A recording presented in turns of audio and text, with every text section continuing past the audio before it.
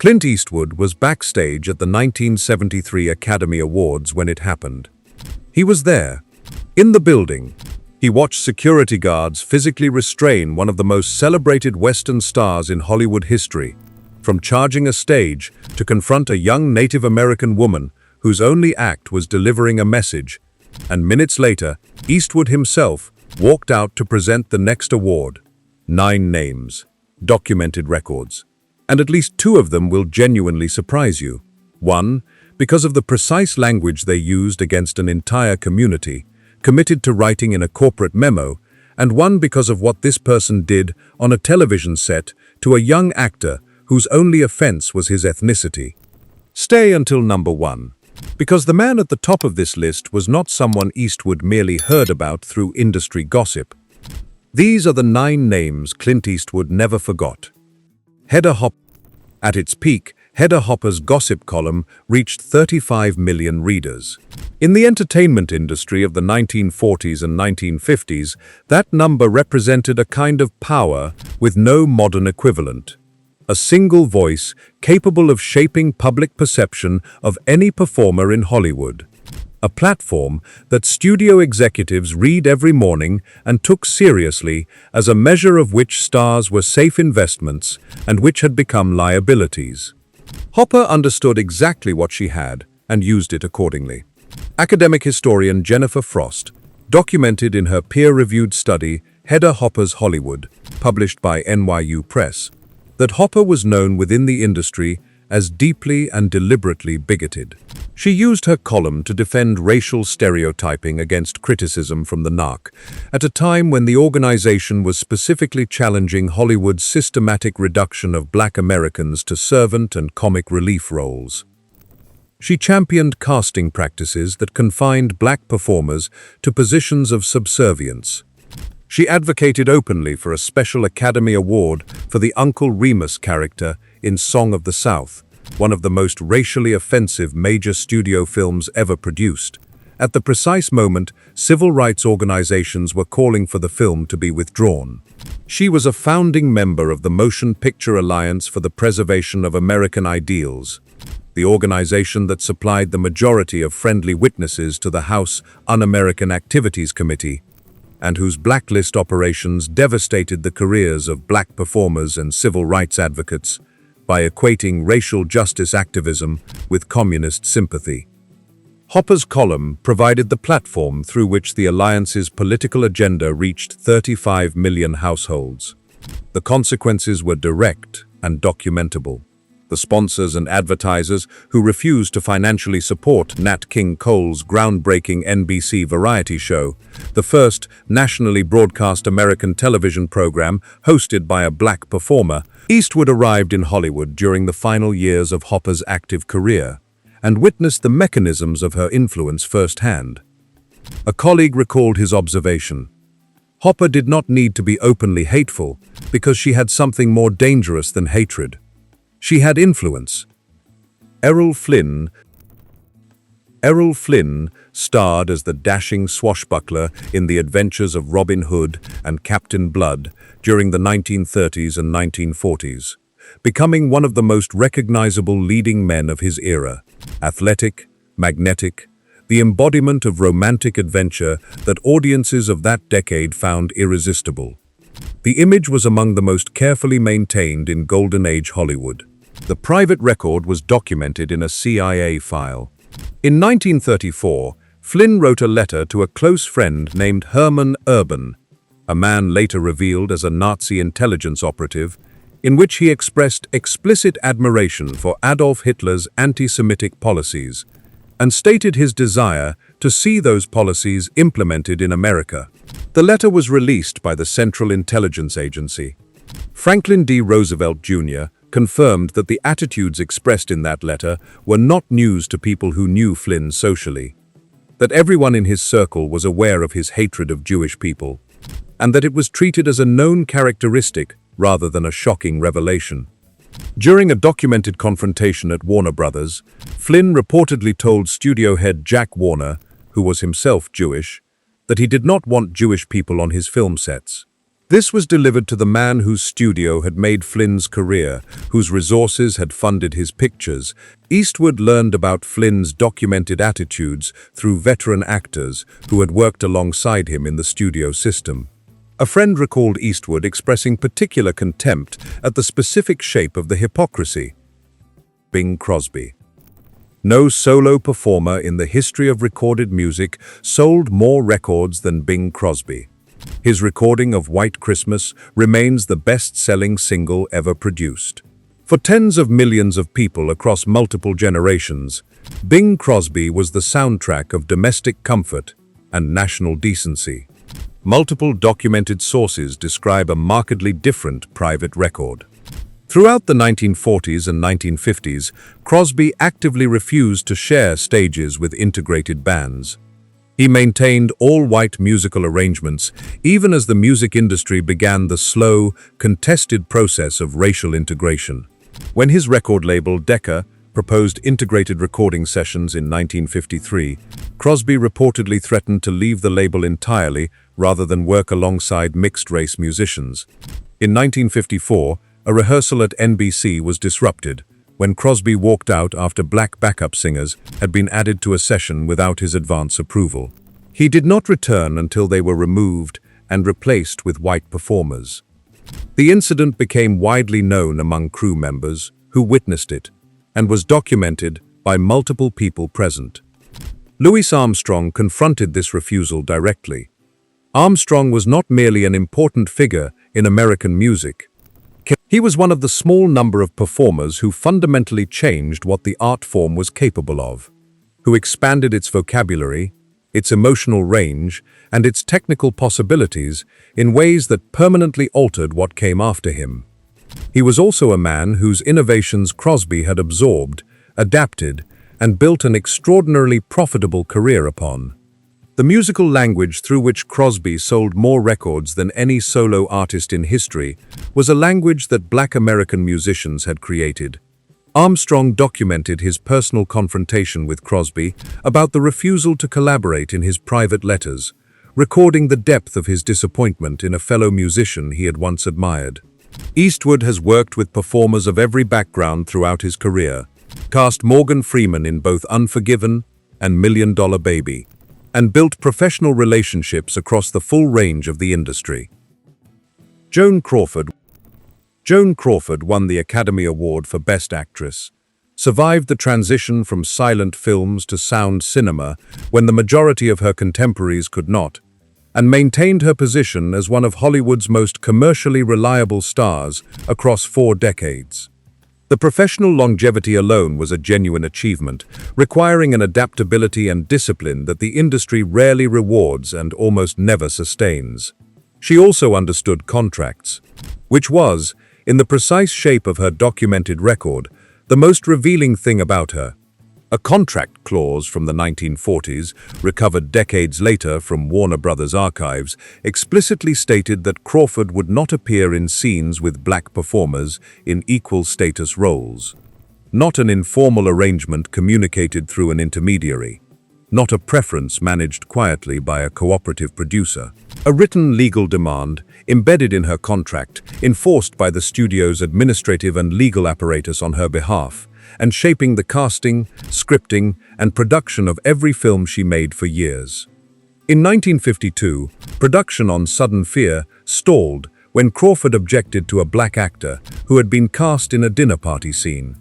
She demanded the script be rewritten to change his character's function from guest to servant before she would proceed. She insisted on separate dressing room facilities whenever black performers were present on set, even in cases where those performers were filming brief scenes on entirely different days. Dorothy Dandridge, one of the most talented black actresses of the studio era, a woman whose gifts were documented and whose position in the industry had been earned through work of genuine distinction, documented Crawford's outright refusal to acknowledge her in the Warner Brothers commissary, despite both women being contracted stars at the same studio at the same time. During a 1970 television appearance, staff members witnessed Crawford's visible discomfort when a black musical guest performed on the same program. During a break, she reportedly requested a different exit to avoid any backstage encounter with the performer. This was 1970, 6 years after the Civil Rights Act had passed and been signed into law.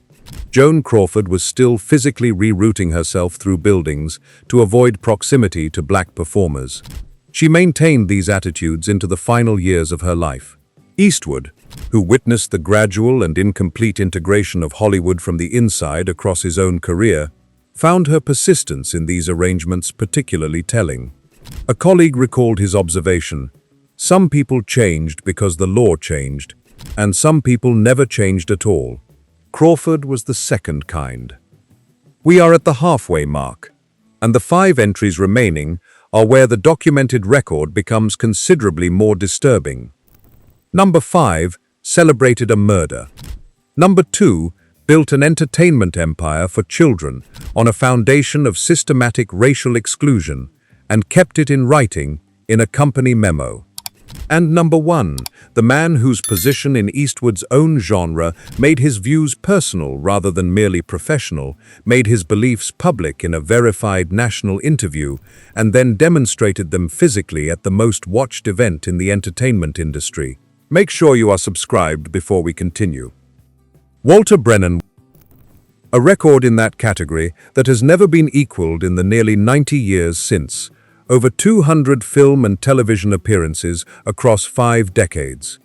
A warmth and naturalness on screen so complete that audiences consistently felt they were watching something real rather than performed. Walter Brennan was, by the industry's own formal recognition, among the most gifted character actors in the history of American cinema. On 4 April 1968, news reached the set of a production Brennan was working on that Martin Luther King Jr. had been shot and killed in Memphis. Cast and crew members stood in stunned silence, absorbing the assassination of the most consequential civil rights leader in American history. While they did, Brennan performed what television editor Stanley Frazen, who was present and documented the moment, described as a spontaneous jig. He was physically, expressively joyful at the news that a man who had spent his life fighting for the basic human dignity of Black Americans had been murdered. Months later, when Robert F. Kennedy was assassinated, Brennan celebrated again. Carl Rollison, Brennan's biographer, documented the full extent of his beliefs in a 2015 book published by the University Press of Mississippi. Brennan believed the Watts civil unrest should have been stopped with military force. He held confirmed membership in the John Birch Society. He recorded propaganda material arguing that the Black civil rights movement was a communist conspiracy designed to overthrow the American government, actively producing media content designed to convince other Americans that the organized pursuit of Black equality was a foreign plot against the nation. He did not merely hold these views privately, he worked to broadcast them. Eastwood was establishing himself as a major star during the same years Brennan was still active. Ward Bond appeared in over 200 films before his death in 1960 and led the CBS Western series Wagon Train from 1957 onward, which placed his program in direct broadcast contemporaneity with Eastwood's own series Rawhide, both airing on CBS during the same years, both occupying the television Western genre that dominated American prime time during that period. They were industry contemporaries in the most literal sense, working in the same genre, on the same network for overlapping audiences. What Eastwood learned about Bond through the tight-knit community of Western actors and crew members was specific, documented, and violent. Martin Landau was a young actor early in his career, when he guest-starred on an episode of Wagon Train. During the filming of a scripted fight scene, Bond, upon learning that Landau was Jewish, connected with a genuine full-force punch rather than the controlled stage contact that professional fight choreography requires. He physically assaulted Landau on camera, deliberately, disguising an act of prejudice as a filming accident. Landau was genuinely injured. The incident was witnessed by the production, and studio supervisor Sid Cronin confirmed that Bond and his inner circle were openly anti-Semitic and would make bigoted remarks openly when drinking. Bond was also among the most aggressive blacklist enforcers in Hollywood, a man who used his industry's standing to humiliate performers who came to him seeking political clearance, treating the process of career destruction as a form of personal entertainment. The combination of physical violence against a young actor, based solely on his ethnicity, and active participation in the systematic destruction of careers, made Bond, in Eastwood's private account, someone who made the entire industry look bad. A longtime associate recalled Eastwood's response when he heard about the Landau incident. Bond's behavior toward Landau should have ended his career on the spot. Cecil B. DeMille directed The Ten Commandments, Samson and Delilah, and The Greatest Show on Earth, productions of such scale and cultural penetration that his name became synonymous with Hollywood prestige itself. The Golden Globe Awards still present the Cecil B. DeMille Award annually as their highest lifetime achievement honor, which means his name continues to be invoked at the entertainment industry's most visible annual ceremony, decades after his death. What that ceremony does not acknowledge is the specific institutional role DeMille played in enforcing the Hollywood blacklist. DeMille founded the Motion Picture Alliance for the Preservation of American Ideals and personally supplied the majority of the friendly witnesses who appeared before the House Un-American Activities Committee during the blacklist era. He was the man Hollywood's conservative faction went through when they wanted to name colleagues as communists, the central organizing figure of a political operation whose primary functional consequence was the destruction of careers belonging to black performers and civil rights advocates. The blacklist used accusations of communism as institutional cover against anyone who supported racial equality, and DeMille's organization was the mechanism through which those accusations were generated, validated, and delivered to federal investigators. DeMille's films themselves carried racial content so extreme that the Anti-Defamation League formally criticized his work during the 1950s, a period in which the standards of mainstream American entertainment were themselves far from progressive. His westerns depicted Native Americans as nameless savages, obstacles to white expansion rather than human beings with histories and claims of their own, in a manner that even by the era's own limited standards drew notice.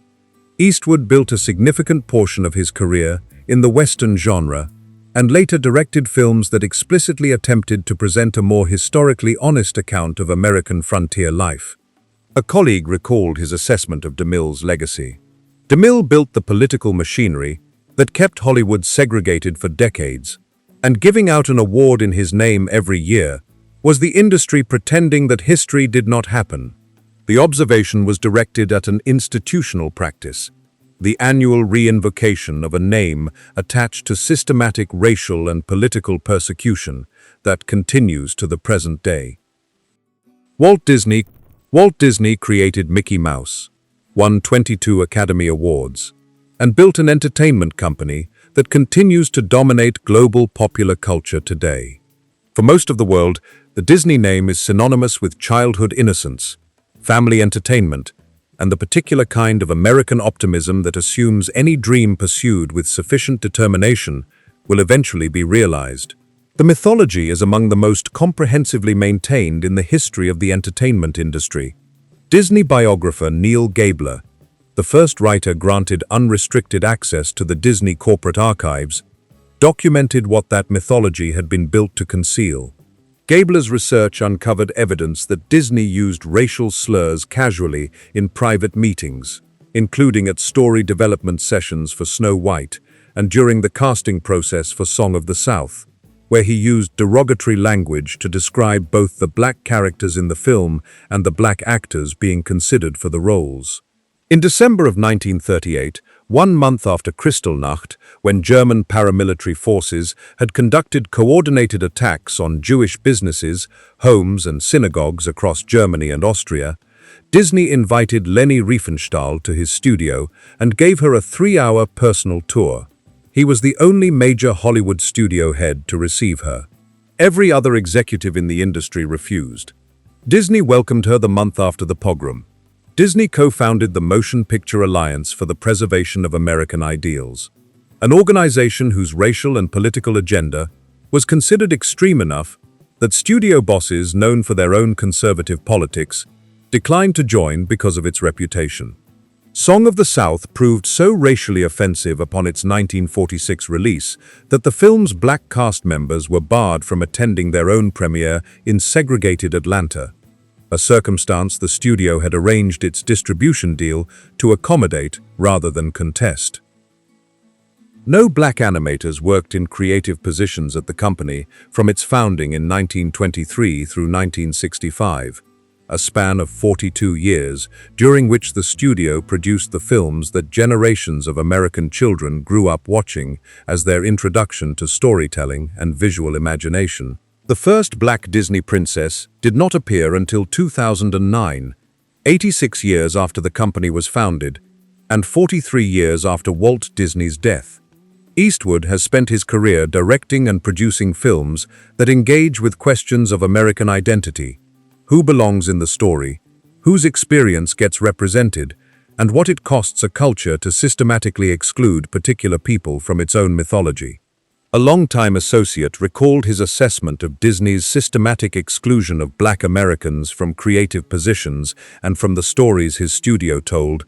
When you control what children see as normal and possible, you shape an entire generation's idea of who belongs in the story. Disney made sure that for decades, the answer was only white people. The observation carried particular weight coming from a filmmaker whose own career had been shaped by questions about what the American story looked like and who got to be in it. John Wayne and Clint Eastwood were the two most iconic Western stars in the history of American cinema. They occupied the same genre. They appealed to overlapping generations of the same audience. They represented versions of American masculinity on screen that the culture found compelling across different decades, but recognized as belonging to the same tradition. The industry treated them as the definitive examples of what a certain kind of American film star was supposed to be, which meant that when Eastwood encountered the private and public record of what John Wayne actually believed about the racial worth of other human beings, it was not a distant or abstract revelation. It was personal.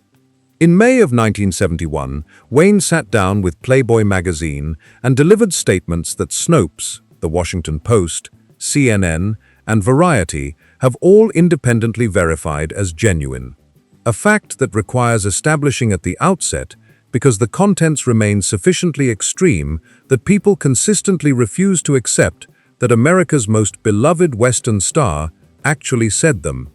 Wayne openly endorsed white racial superiority. He stated he felt no personal guilt about the history of American slavery.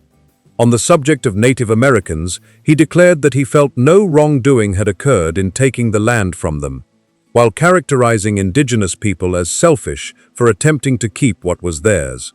These were not words taken out of context, selectively quoted to misrepresent a more considered position, or ambiguous statements subject to charitable interpretation. They were delivered deliberately, without hesitation, to a publication with national distribution that Wayne understood would be read by millions of people.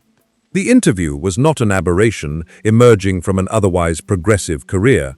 Wayne served as president of the Motion Picture Alliance from 1949 to 1952, the same organization Cecil B. DeMille had founded, and through which Adolphe Menjou, Robert Taylor, and others had enforced the blacklist's destruction of careers belonging to civil rights advocates. He joined the John Birch Society in 1960. He actively campaigned against the casting of black actors in leading roles, and personally rejected Sidney Poitier for a part in The Alamo, despite Poitier being, at that moment, the most commercially successful and critically recognized black actor working in Hollywood, casting a white actor in the role instead. He refused to work with black directors throughout his entire career, even as opportunities arose, and the industry around him, however reluctantly, began to change. His Vietnam War activism included public statements suggesting that black anti-war protesters were unpatriotic and did not understand loyalty, statements that linked race to questions of American belonging, in ways that civil rights leaders immediately and publicly identified as dangerous. And then came the 1973 Academy Awards. Eastwood was backstage in the building.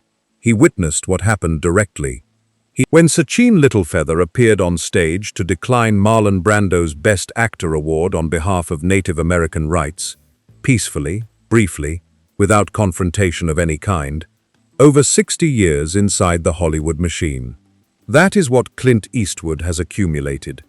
Entering the industry during the final years of the old studio system, when the attitudes documented in this list were not merely tolerated, but actively enforced and institutionally protected, and watching the industry change slowly and incompletely, while outliving nearly every person whose name appears here. Eastwood rarely discusses any of this publicly. That is not how he operates. But the people closest to him confirm that he carries the weight of having witnessed these attitudes firsthand, having watched an industry celebrate the people who enforced them, and having understood for 6 decades that the version of these stars the camera showed America and the version that existed when the cameras were off were not the same thing. The cameras showed America one version, Eastwood saw the other. Which name on this list surprised you the most?